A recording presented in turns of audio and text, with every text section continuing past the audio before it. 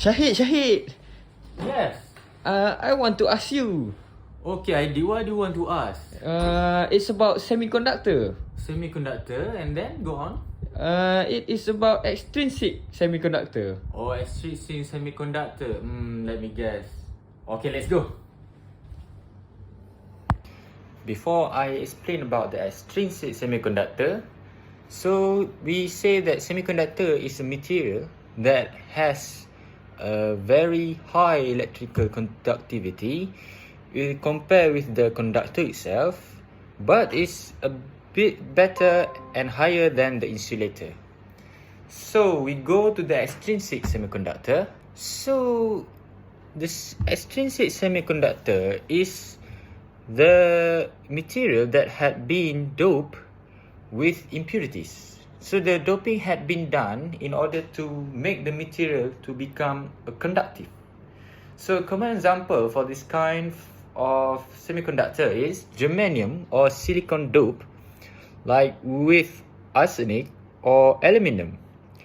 So we can say that extrinsic semiconductor can be divided into two types, which are the p-type semiconductor and the n-type. With the terms of conductivity, the extrinsic semiconductor is more conductive compared to the intrinsics. So in intrinsics, the conductivity, we can say it will depend on the temperature, where there is no conductivity at ambient temperature, while in extrinsic semiconductor itself, the conductivity is not only depends on the temperature, but the main point is the impurity itself from doped elements. So furthermore, extrinsic semiconductor has greater band gap compared to intrinsic.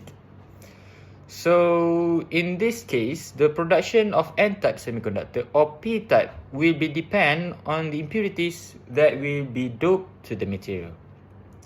So the important is, if the doping materials is group 3 elements, then the p-type semiconductor will be produced. Besides, if doping materials is group 5 elements, the n-type will be produced.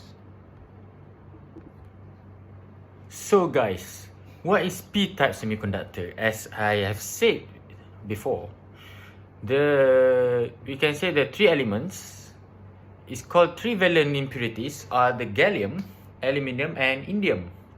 So the extra holes will be provided in p-type semiconductor after an intrinsic semiconductor was doped with trivalent impurity. Since trivalent impurities only has 3 electrons in the valence shell, so the impurity is called as acceptor of the impurity.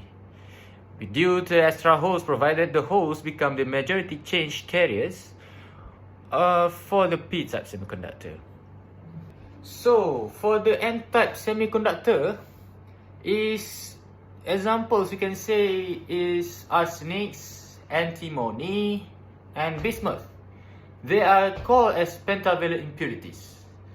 Unlike the semiconductor p-type, after an intrinsic semiconductor was doped with pentavalent impurity, the extra electrons will be provided. Like the p-type, the extra hole will be provided, but in n-type semiconductor will provide more electrons in there. Since the pentavalent has 5 electrons in its valence shell, the impurities is called as the donor impurities. So we already know about the extrinsic semiconductor and also the n-type and p-type. Right now, we also can say that the extrinsic semiconductor is really giving the very wide importance in our daily life and humanity. Thank you.